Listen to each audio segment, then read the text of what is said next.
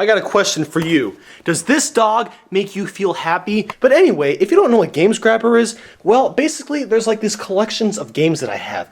And you can purchase your games through GamesGrabber, and that supports me. So if you want to check out the link in the description, feel free to do that, and you can follow my profile. And on top of that, I might even follow you back, and then we can send messages, and you'll be notified when I message you and stuff like that. So it's really cool. So yeah, this dog is adorable. Look at him. He's so cute. No. Nathaniel Bandy. Striving for originality. This top 10 intro is brought to you by VectorStar Productions. So Smash 4, it's got an incredible amount of stages, and all that can mean is that there's a ton of bad ones. We'll be looking at the stage design, any gimmicks it has, and the overall presentation. I've also considered the DLC stages for this list. So without further ado, let's go! Number 10! Sakurai really seems to have a knack for making a couple big stages in each Smash game. As we've progressed, they get bigger and bigger, and one of those is Palutena's Temple. If we only had about 1/4 of the stage, then I'd honestly say it's a good one. This temple just isn't very enjoyable. Playing with multiple people makes it incredibly difficult to see where you are, even with a huge TV. The top left corner has a bunch of marble structures, and the layout is just alright. What's interesting is that there's like this mini battlefield part that floats into and out of the level. It's funny seeing the scale of this temple in comparison to Battlefield. There's a bridge near the top with some spikes above it. This is probably the most playable part of the stage, and that's just sad. The right side is filled with grass and has a flowing waterfall. It certainly looks beautiful, but the stage layout is terrible because it's broken up into little chunks. There's a lot of jumping from one place to the other. I gotta love how they added a ladder. I mean, who is really gonna use that? The bottom left section is cave themed and is probably the worst section. All I gotta say about this is that they had to add springs to get from one part to another. You can tell this part of the stage was rushed. I mean, springs? You couldn't maybe, I don't know, redesign the stage so it doesn't require them? They look so slapped on. It's pretty embarrassing. And on top of that, the top spring launched you like 8,000 feet in the air. Just imagine being in the middle of fighting and then you step on the spring by accident and whoa, look at them go. And what's with the random spike floating in the air? Were they trying to make this stage as unplayable as humanly possible? The only reason to play this stage is if you want to do the Palutena's guidance thingy with Pit. Number 9!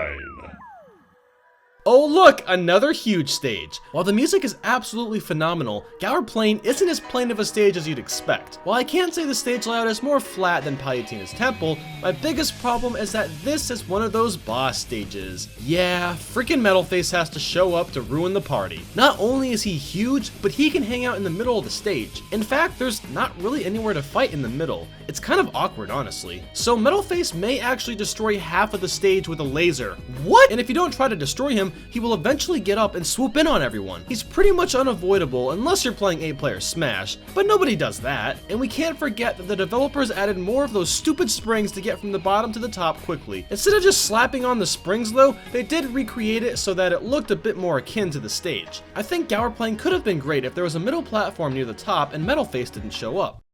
Number 8.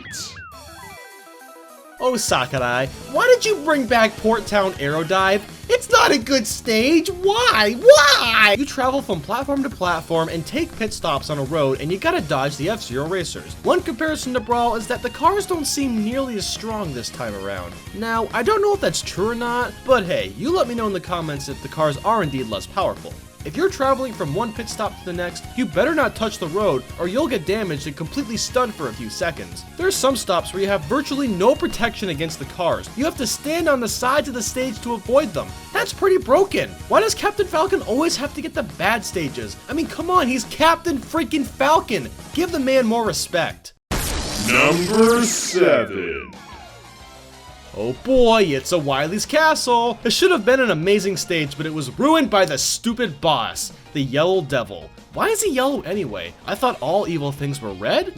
Whenever this filthy blob shows up, I immediately stop fighting my opponent and just focus on taking out the boss. He's so irritating as he shoots these fireballs, and when he moves from side to side, his body chunks can hurt you. He's such a huge disturbance from an otherwise really neat stage. Even the 3DS version of this stage went out of their way of adding the boss too. It really would have been nice if there's a way to turn on and off the bosses. I mean, it's definitely possible. You don't fight the bosses in 8-player Smash, so for Smash 5, 5, I expect this feature because it's pretty redundant considering that, again, this could have been an awesome stage without the boss.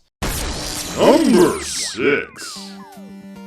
Speaking of boss stages, Pyrosphere has to be the worst of the bunch. And you want to know why? Because Ridley is a boss, and I wanted Ridley in Smash! Ridley really is too big and is awkwardly shaped for Smash. Sorry if you think I'm wrong, but I'm not. My opinion is clearly right, but really, just saying, Ridley is the worst. Most of the bosses fight for themselves, but the player or team that attacks Ridley the most will befriend him. First off, that makes no sense. Hey man, let me beat you up. Okay, we're friends now. And second, this is no fair! These bosses shouldn't be able to team up with another teammate, especially since some of Ridley's attacks can be really hard to avoid. He can also turn into Meta Ridley, which is even stronger, and I just hate that this even exists. I bet you the only reason Ridley is in the game because the fans have been so persistent on getting him into here. Other enemies that spawn on Pyrosphere are FG2 Grams, Julians, and Zeros. All are equally annoying. Number 5. Oh yeah, a gamer stage. Gamer is inspired by the mediocre Wii U title Game & Wario. So in Game & Wario, there was a bunch of games to play, and one of those was with 9Volt. The object was that you basically play video games while in bed, but you also have to avoid your mom, 5Volt, from seeing you play past your bedtime. Because all kids have that problem nowadays. Wait, do you actually? Let me know below, but anyway, this stage is admittedly interesting because the layout is a little different each time you play. That's all fine and dandy, but the mama ruins the whole experience. While you're fighting, she'll randomly burst into your room and she stares at a section of the stage with light, and if you touch the light, you get blasted away, and sometimes it's even an instant KO. First off, this scientifically doesn't make any sense. Light is the fastest thing we know of in existence. How could she not instantly stare at the stage? Video games. What else can you expect? This light that she casts is incredibly annoying. Just getting anywhere near it will cause you to get hit. Sometimes the light comes in really slowly, and sometimes it's really fast. There's no pattern to the madness, and it makes for some really unfair matches. And also, why does this kid have a Virtual Boy in his room? Number 4. Is it just me, or do the Pokemon stages get worse and worse? I mean, Spear Pillar was alright, I guess, but Kalos Pokemon League is a mess. So this is one of those stages that changes elements all the time. There's 4 chambers you'll endure: Blazing, Dragon Mark, Ironworks, and Flood. The Blazing Chamber spawns these platforms that are raised by lava. This lava can hurt you, and since the stage is so small, it's pretty easy to run into it. When the legendary Ho-Oh is there, he makes the platforms raise even higher, so they're near impossible to avoid. The Flood Chamber will spew water across the entirety of the stage, but if Manaphy is there, then everything turns into a giant sink. So we're basically being attacked by a whirlpool. Real great! In the Dragon Mark Chamber, a dragon statue comes to life and spews purple flames all over the stage. If Rayquaza shows up, it will try to attack you with some electricity. And finally, the Ironworks Chamber has some swords stabbed into the ground. If you whack the bottom ends, they'll go into the ground, but touching the sword will hurt you. Metallic liquid comes in at one point and will make you metal if you touch it. There's just way too much going on here to have any sort of control while playing. If it just stayed in the main area the whole time, that would be fine, or if the legendaries didn't show up. But no, Nintendo's gotta be all innovative and whatever. Number 3. Sakurai? Are you real? This was one of the worst stages ever created, and it's returned in Smash 4. Was it because you needed more 8-player stages? Well, let me tell you something. This stage ain't good for 1v1s, 4-player, 8-player, or anything in between. I've talked about why this stage is bad in the past. Do I really need to go on? I mean, just look at this fuming pile of garbage. You got a bunch of tiny platforms that can't really be fought on, then Dagekang will randomly appear, start throwing springs that hurt you, and it's all just so agonizing. The ladders, of course, really get in the way when half the time I start climbing it without even meaning to. I mean, why is there a score at the top? So you can keep track of all the useless items you collected? Oh yay, because everyone wanted this. Ugh, I'm gonna explode if we don't move on. Number 2. Look, it's really awesome that Pac-Man is a character in Smash Bros, but what's with the bizarre stage he brought with him? Pac-Land? I love how the stage's title is in all caps. It's like it's trying to garner your attention, just like a clickbait YouTube video. So believe it or not, the origin of Pac-Land actually came from an arcade machine, just like Pac-Man did. As with most scrolling stages, the camera moves way too fast and it's hard to keep up with it, let alone fight anybody. The only interesting thing about the stage is the art style. They kept the look exactly the same as it was. There are so many irritating elements in this stage, one being the fire hydrants. It will shoot out these water pellets which push you back relatively far. Since the water comes out in succession, it may take a couple tries to jump over the entire hydrant. The blast zone, by the way, is really small for some reason. It's so easy to knock someone to the left and finish them off that way. So you'll get to this building where blasts of water come from the lake and touching them will hurt you real bad. So you're making your way across all this crap and you go through some door and out of nowhere a fairy shows up? Like, what the heck? It's completely abrupt and almost makes me wonder if there was supposed to be a smoother transition, but it just got scrapped due to time constraints. When you get to the mountain section, Pac-Land is practically unplayable. There's logs that act just like fast conveyor belts, there's pits everywhere, some logs just fall, and holy crap, that camera. Slow down, camera. Oh my god. As awful as this stage is though, it gets worse. And now, the number one worst Smash 4 stage is...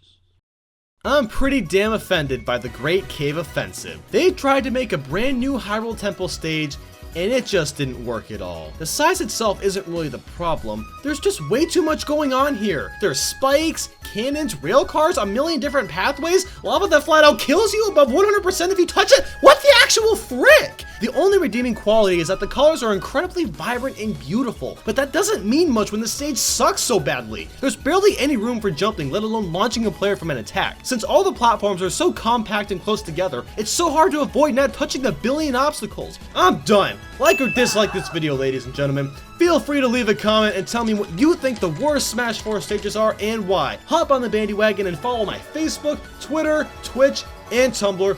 Thanks for watching, and I hope you have a wonderful day. Well, I didn't mean to get that riled up, sorry about that. But anyway, make sure to check out the top 10 worst Melee stages and the top 10 worst Brawl stages. Ooh, hint, hint. I'd definitely consider checking those out. Also, a Let's Play of Sonic the Hedgehog 2. Man, that's like one of my favorite Sonic games ever. I freaking love that game. So, yeah, that's about it. Peace out, guys. I'll calm down.